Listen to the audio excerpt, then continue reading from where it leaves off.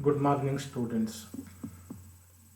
In this session, let us study the poem Far Cry from Africa and let us discuss the poetic devices or figurative devices the poet Derek Walcott uses in this poem.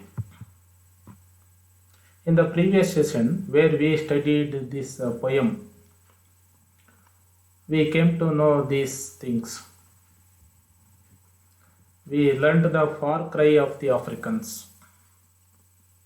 We learned the clash between the native Kikuyu people of Kenya and the settlers or colonizers, the British. We also learned the dilemma of the people like Derek Walcott in West Indies, who have the blood of both the cultures or both the races in them. And we learned the wild imagery of hunting exploited to compare the fight between the natives and the settlers. So in this session, we are going to learn or identify the various figures of speeches employed in the poem. And we understand the significance of the lexical elements used in the poem and the role of images used in the poem in visualizing the poet's thoughts. After going through this session, we must be in a position to identify the various figures of speeches employed in the poem, learn the figurative meaning of the poem, and we learn analyzing the poem with the help of the images used. First, let us look into the lexical elements used in the poem. You see, the poem uses some complex words like tawny, pelt, wealth. These words are very complex and unfamiliar words. The poet uses these words to refer to Africa, which is a wild country, very complex country with natural beauty and natural resources. And the poet uses so many nouns for animals and human beings.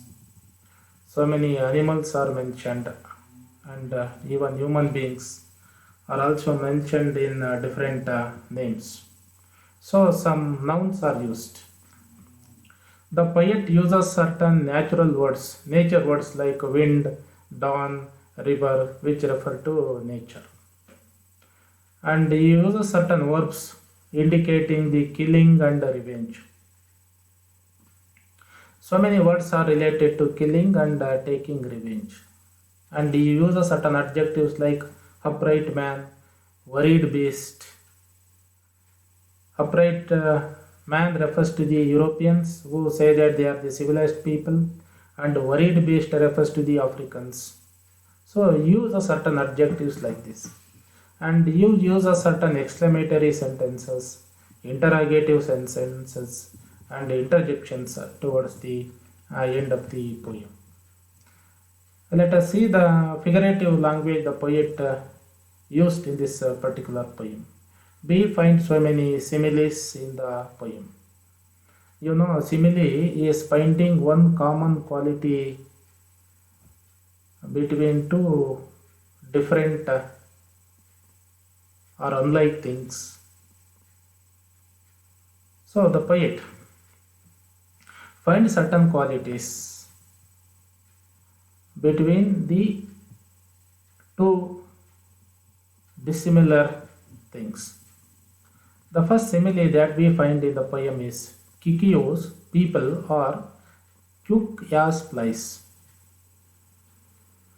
Kikuyu people are Kyuk Yas Plies. Here their Kyukness is mentioned. Kikuyu people are the tribal people of Kenya.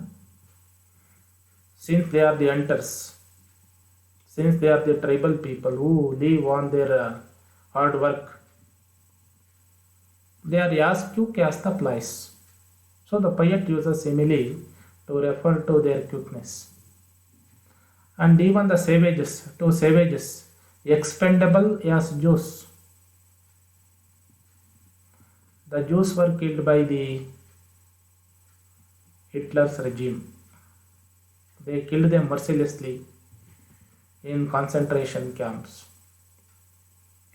So the killing of Kikuyu people in Kenya is compared to the killing of the Jews in concentration camps in Germany by Hitler's Nazi regime. So that is another simile used in this. The massacre in Africa is compared to the Nazi Holocaust of Jews in concentration camps. Colonization is no better than the law of the jungle. So with these images, the poet makes it very clear that colonization is no better than the law of the jungle. It is better to have the rule of the jungle in Kenya or in African countries than having the British rule or Europeans rule. So colonization is a worst form of government. We can tolerate the law of the jungle in land, but not colonization of the Europeans. The hysteric of Africans is compared with that of the beasts, delirious as beasts. Africans are as delirious as the beasts. They get very angry with the European colonizers. They cannot tolerate them. They go very, very wild. That is why they fight against them. They go hysteric, not historic, hysteric. They get very, very angry. In order to show these things, the poet uses similes in the poem. Next, the poet uses certain metaphors. The worm, kernel of carrion. The worm is a metaphor. It refers to the British colonizer. The worm eats the dead bodies or the living things. We find worms on the living things and even on the dead bodies. So the British colonizers are just like the worms. They do not live even the corpses. They feed on the corpses. The poet uses a very suitable metaphor for the British colonizers. They are the worms. So the worm is personified. It is a metaphor for colonizers. Corpses are scattered through a paradise. Here Africa is a paradise. African landscape is a paradise. So the poet laments what the colonists have done to it. The colonizers, in the name of civilization of the local people, turned the paradise of Africa into a graveyard. First, they turned it into a battlefield. Later, it became a graveyard of the corpses. Corpses have scattered everywhere in the paradise. One cannot call a graveyard a paradise or a battlefield a paradise. So, Africa is no longer a paradise. That is another metaphor used. The gorilla results with the Superman. Here, gorilla is a metaphor for the Kikuyu people, native people, who fight with the Superman. Superman refers to the European colonizers or the British. So the colonizing British is a Superman and the revolutionary native is a gorilla. So the fight is between the gorilla of the Africa and the Superman of the Europe. So these two, one is an animal gorilla and another is a Superman, only by name, but he is not a Superman. He is also another gorilla, wild gorilla. Although the poet uses these animal imageries, supernatural imageries to show the nature of these two races or people. So the personification, attributing human qualities to certain inanimate objects, Is wars dance? The poet uses an expression. Is wars dance? This expression reflects that the people rejoice by exercising authority or orders are followed without second thought. Is wars a dance? War is personified here. Is wars. The wars of the Europeans. They dance. People. It reflects the people rejoice by exercising authority. Europeans or colonizers are rejoicing by exercising their authority. And the orders of the Europeans or colonizers are followed without a second thought by the people. So war is personified. Is wars a dance? War does not dance. It is an inanimate object. But it has its own power. It exercises its power. Make people follow its dictates. So brutish necessity wipes its hands. The poet uses an expression. British cruelty is called brutish necessity. Wipes its hands. Brutish necessity is personified. It has been attributed with certain human qualities. Wiping its hands is a human quality. Human beings want to wash their hands of their crime, dirty hands, with water. So these British colonizers, they treat people or colonize people with brutish necessity. Cruelty is very much needed for the colonizers.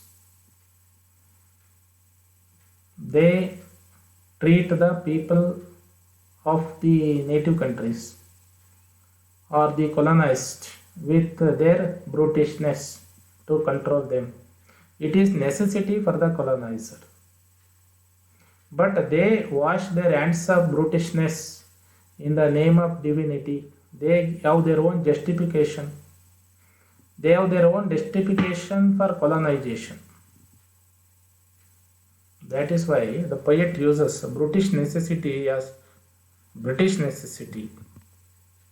So there are certain allusions in the poem. The mention of Jews refers to the killing of Jews during Nazi Holocaust in Germany. It is a reference, allusion to the napkin of a dirty cause is another allusion which reflects the British mannerism and sophistication, assumed responsibility to civilize the black people. They give a dirty cause for their cruelty. British give certain excuses for their cruelty. They say that it is necessary for them to punish or treat brutishly some native people because they want to civilize those people, mend those people. They assume the responsibility of civilizing the black people. In order to civilize the people, they think that brutish treatment of the natives is necessary. They use certain defense mechanisms for their cruel and inhuman act against the local people. As with Spain is another allusion to history.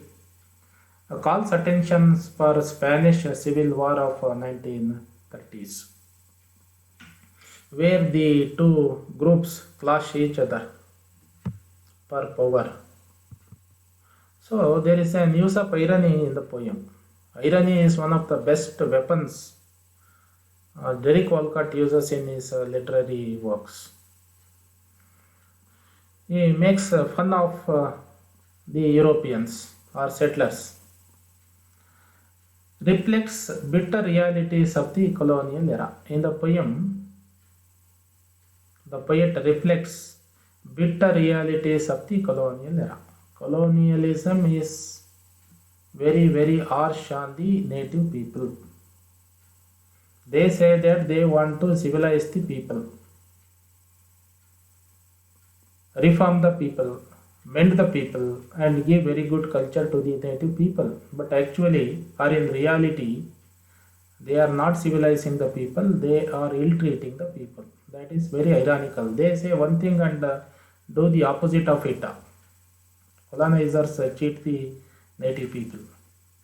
Second one is that African landscape is compared to a paradise, but the paradise is filled with corpses. Is another ironical statement. Paradise is no longer a paradise. It is a graveyard, a battlefield where we can find the dead corpses everywhere. Even the waste of our compassion, the expression waste of our compassion, compassion used never goes waste. Generally, the compassion that we make use of never goes waste. But the British colonel, military officer says, don't waste our compassion. If you show your compassion to the dead bodies or to the native people, it goes waste. It is very ironical. Compassion showed to the common people or the needy people never goes waste. But the Europeans, the colonizers, they say that they are there to show their compassion to the native people. But on the other hand, they say that they should not show any compassion to the native people. That is also ironical. The colonial leader is compared to a worm feeding on the decomposing waste. We find the worms even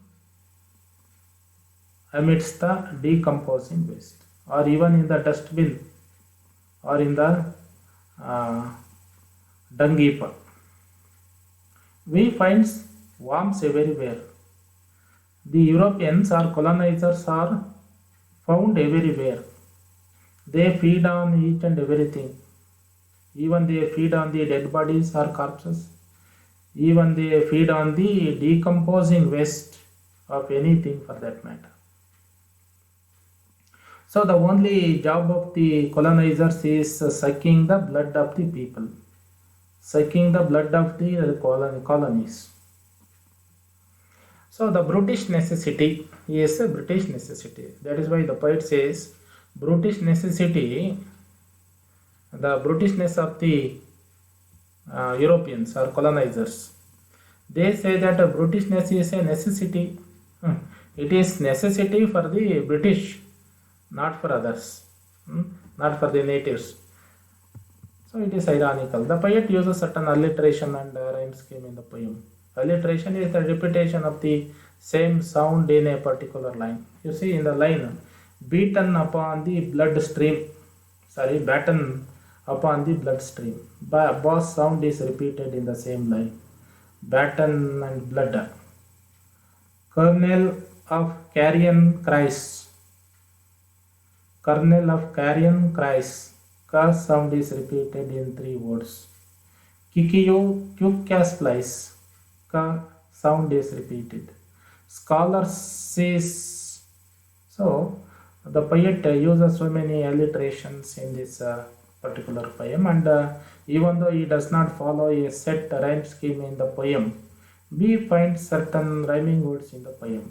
For example, pelt, welt, flies, cries, dead, bed, plain, pain, again, Spain, love, and give, and so many other. At last, let us see whatever we learnt in this particular poem. Colonizers imitate brutality and justify it. One thing is very, very clear. The British colonizers or European colonizers, they imitate brutality and they justify their brutality. Even the natives turn brutish in their fight. Kikuyu people, even though they are the peace-loving people, they turned brutish in their fight. They killed the Europeans, settlers, in their anger. The settlers go to any extent to expand and exploit the resources. The settlers' only intention is to expand their empire and exploit the resources in their colonies. They go to any extent to achieve their goals. Even they kill the natives, imprison them, set them on fire. They do whatever they want to achieve their goals. That is very clear in the poem. They are very, very brutish, but they say that they are very compassionate, but they do the opposite. But in this poem, the poet is torn between these two cultures. He can neither justify nor sympathize with the colonizers. He cannot justify the act of the colonizers, and he cannot sympathize with the colonizers. And he gives his personal lamentation. He witnessed and he came to know the exploitation of the natives by the colonizers. He has got the blood of two in him. That is why he gives his own lamentation, mourning, sadness, expresses his sadness. He says, I who am poisoned with the blood of both, and I who am cursed. He has been cursed because he has the blood of both the cultures. He cannot tolerate and he cannot blame. He has to show his loyalty to both the races and cultures. So, in this poem, the poet uses imagery and figurative language to present the brutishness from both the sides. Kikuyu are also brutish in killing the animals, and they go wild while fighting against the colonizers, the British. Even the British are also very, very cruel, brutish. They employ brutishness to control the native people or colonize the colonies. So there are certain allusions to history, allusions to Jews and Spain refer to the settlers' policy of exploitation and expansion. The poet does not justify the cruelty but laments. The poet does not justify the cruelty of the British, but he laments the use of cruelty on the native people. And the poet employs irony. Irony is very much employed to expose the British and their nature.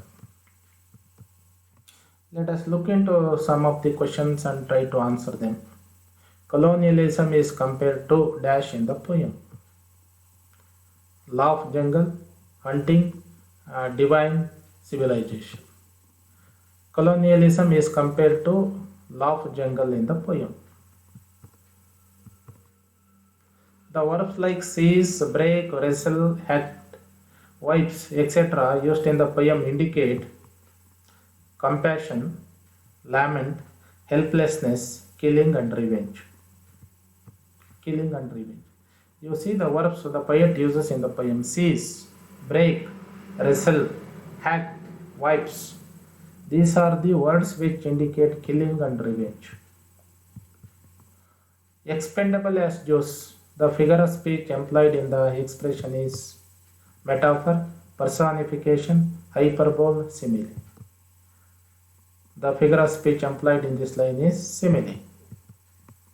The poet compares the pre-colonized land of Africa to paradise, grave, battlefield, colony. The pre-colonized Africa was a paradise. The poet treats the colonizer and the colonized with discrimination on equal grounds, with sympathy as enemies. On equal grounds. The poet treats the colonizer and the colonized on equal grounds. He does not discriminate, or he does not fall or support one or reject the another. He treats both the groups equally. And these are the books and sites that I refer to for preparation of this presentation. Thank you for listening.